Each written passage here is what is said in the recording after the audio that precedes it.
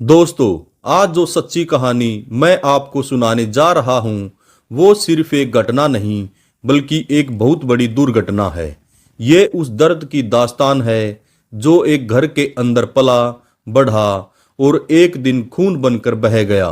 जरा एक पल के लिए सोचो, एक 23 साल की माँ जिसके हाथ अभी भी अपने 2 साल के बच्चे की केक वाली खुशबू से भरे हों, जिसकी हंसी अभी भी घर की दीवारों पर गूंज रही हो, जिस रात वो अपने बच्चे से प्यार कर रही हो और बोल रही हो, सो जा बेटा, मम्मा यही है। और अचानक रात का सन्नाटा टूटता है, दरवाजा धड़ाम से गिरता है, चार परछाइयां कमरे में घुसती हैं। उनमें से एक चेहरा ऐसा जिसे देखते ही वो लड़की समझ जाती है आज उसकी जिंदगी का आखिरी दिन है, भाई के हाथों होने वाली है।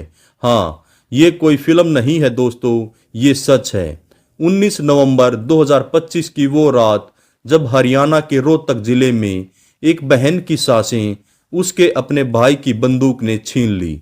सोचिए जरा, एक भाई जो उसकी राखी की कलाई पर सालों तक अपनी उंगली रखकर कसम खाता था, दीदी मैं हमेशा तेरे साथ हूँ, वही भाई अपनी बहन के ऊपर 5 बार हमला करता है। वो लड़की जिसका नाम था सपना, और उस रात वो सपना हमेशा के लिए टूट गया। और सबसे डरावनी बात, वो कोई चोरी नहीं थी, कोई दुश्मनी नहीं थी और न ही कोई गैंगवार। ये सिर्फ इसलिए हुआ क्योंकि एक लड़की ने प्यार किया था, अपने दिल की सुनी थी, अपनी जिंदगी को खुद जीने की कोशिश की थी। आज मैं आपको वही सच्ची कहानी सुनाने वाला हूँ। एक ऐसी कहानी जिसके हर मोड़ पर आपका दिल धड़कने लगेगा, जिसमें प्यार भी है, दर्द भी है, धोखा भी है, और सबसे बड़ा सवाल, क्या हम इंसान हैं या अब भी ख्वाबों के गुलाम।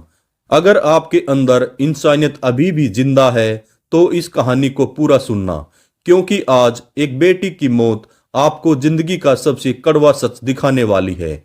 जो भी मेरे दोस्त चैनल पर नए हैं, प्लीज वीडियो को लाइक करें, चैनल को सब्सक्राइब करें और वीडियो के अंत तक जरूर बने रहें। अब जानते हैं सपना के साथ शुरू से लेकर आखिर तक क्या हुआ।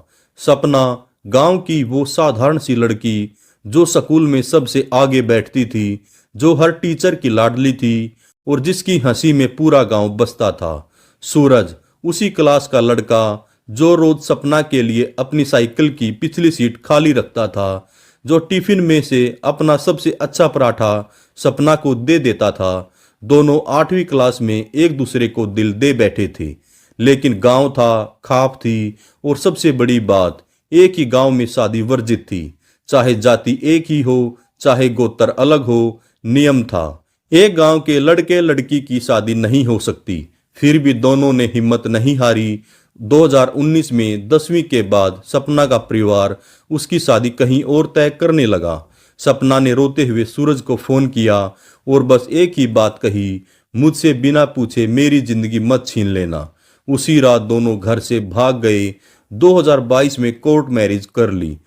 सपना उस दिन सिर्फ 20 साल की थी, सूरज 22 का। गांव में बवाल मच गया, खाप पंचायत बुलाई गई। सपना के घर वालों ने उसका नाम तक लेना बंद कर दिया।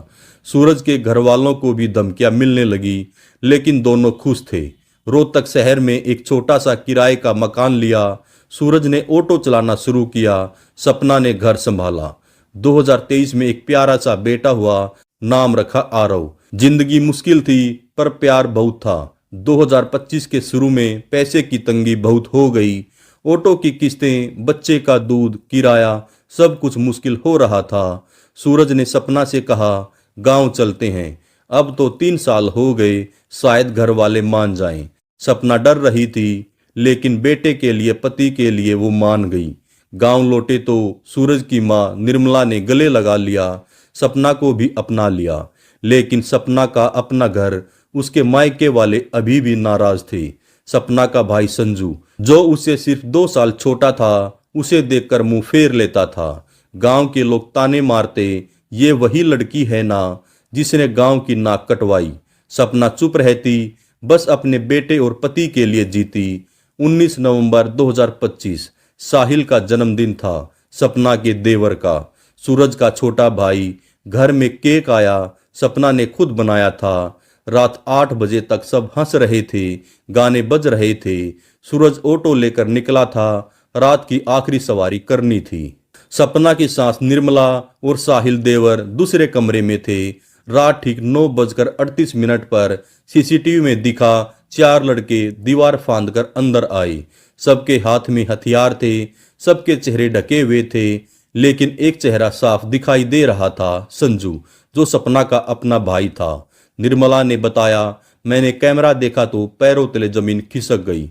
मैं चिल्लाई, संजू है, संजू है। सपना कमरे में थी, दरवाजा खुला था। संजू सीधा अंदर घुसा, बिना एक शब्द बोले पिस्तौल तानी और सपना पर 5 बार हमला किया। सपना चीखी, भाई। सपना वहीं गिर पड़ी, शायद वो बेहोश हो गई। साहिल, सपना का देवर, दौड़ा दौड़ा आया, बोला, भाभी भाभी क्या हुआ? संजू ने पलटा और साहिल की छाती में भी वार किया। सपना की सांस निर्मला चीखती रही, लेकिन किसी की हिम्मत नहीं हुई बाहर आने की। 90 सेकंड, बस 90 सेकंड में सपना इस दुनिया से जा चुकी थी। साहिल जिंदगी और मौत के बीच लड़ रहा था और संजू अपने 3 साथियों के साथ भाग गया। वो फुटेज आज भी सोशल मीडिया पर हैं। संजू को देखो, कितने आराम से चल रहा है, जैसे कोई फिल्म का विलेन नहीं, जैसे अपना ही भाई घर आया हो। वो दीवार फांदते हैं, हथियार निकालते हैं और 90 सेकंड बाद वापस बाहर निकलते हैं, हंसते हुए, सिगरेट सुलगाते हुए। क्या किसी भाई के अंदर इतना जहर हो सकता है? सपना का पति सूरज जब घर लौटा तो उसने अपनी पत्नी को खून से लथपथ पाया। वो वहीं बैठ गया। उसके मुंह से सिर्फ एक ही आवाज निकली, सपना उठना, आरव को देख, उसका जन्मदिन है कल। पुलिस को खबर दी गई, रोहतक क्राइम ब्रांच अलर्ट हुआ। 20 नवंबर की रात लादौट बोहर रोड पर नाकाबंदी हुई। पुलिस को पता चला कि संजू सूरज को भी मारने की फिराक में है। चारों आरोपी बाइक पर आ रहे हैं। पुलिस ने रोका। संजू ने पुलिस पर फायरिंग शुरू कर दी। जवाबी फायरिंग में संजू के दोनों पैरों में गोली लगी। राहुल, अंकित और गौरव भी घायल हुए। चारों गिरफ्तार हैं। 2 पिस्तौल, 2 देसी कट्टे बरामद हुए। संजू ने पूछताछ में कहा, गांव की इज्जत का सवाल था, बहन ने गलत किया था, बस इतना, कोई पछतावा नहीं, कोई आंसू नहीं। अब सभी आरोपी सलाखों के पीछे हैं। दोस्तों, सपना चली गई, लेकिन उसकी कहानी हमें बहुत कुछ सिखा गई। प्यार कोई गुनाह नहीं है, ख्वाब से बड़ा कानून है।